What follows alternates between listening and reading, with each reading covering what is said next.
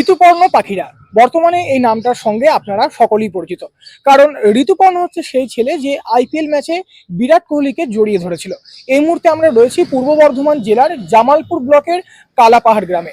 আর এই কালাপাহাড় গ্রামেই বাড়ি হচ্ছে ঋতুপর্ণ পাখিরার। আমরা এখন কথা বলবো ঋতুপর্ণর সঙ্গে, এবং সে এই বিষয়ে ঠিক কি বলছে, ভবিষ্যতে তার স্বপ্ন বা ইচ্ছা কি রয়েছে তা জানার চেষ্টা করব।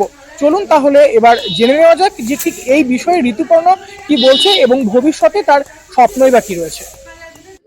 সবে মাত্র উচ্চ মাধ্যমিক দিয়েছে ছেলেটা। পূর্ব বর্ধমানের জামালপুর ব্লকের কালাপাহাড় গ্রামের বাসিন্দা। প্রথম থেকেই সে বিরাট কোহলির বড় ফ্যান। ইচ্ছা ছিল সে একবার হলেও তার ভগবান বিরাট কোহলিকে ছুঁয়ে দেখবে। শেষমেশ আইপিএল 2025-এ সেই স্বপ্ন সত্যি হয় তার। তার কাটা টপকে মাঠের মধ্যে প্রবেশ করে দৌড়ে গিয়ে শটান বিরাট কোহলির পায়ের সামনে শুয়ে পড়েছিল ঋতুপর্ণ।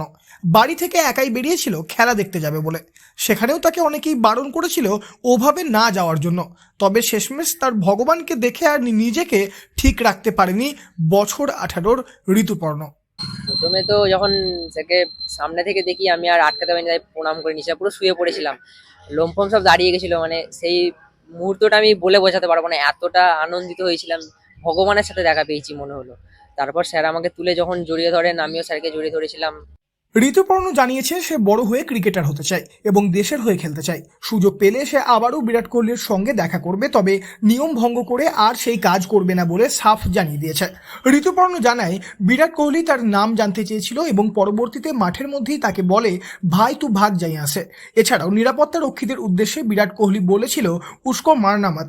বিরাট কোহলির সঙ্গে দেখা করে এটুকু কথা বলেই যেন জীবন সার্থক হয়েছে ঋতুপর্ণর। তবে বিরাটের সঙ্গে দেখা হলেও তাকে দুরাত জেলে কাটাতে হয়েছে। তবে আদালতে নিয়ে যাওয়া হলেও কিছু মনেই হয়নি বলে জানিয়েছে ঋতুপর্ণ।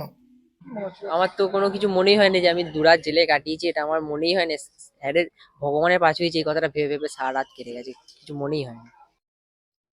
ঋতুপর্ণ পাখিরার এক বন্ধু জিৎ ঘোষ এই বিষয়ে জানিয়েছে, এতে আমরা বলবো আমরা বিরাট কোহলি খুবই ফ্যান, কিন্তু আমরা সেই সুযোগটা পেয়ে উঠিনি, ও সেটা পেলো, তাতে আমাদের খুবই আনন্দ পাচ্ছে।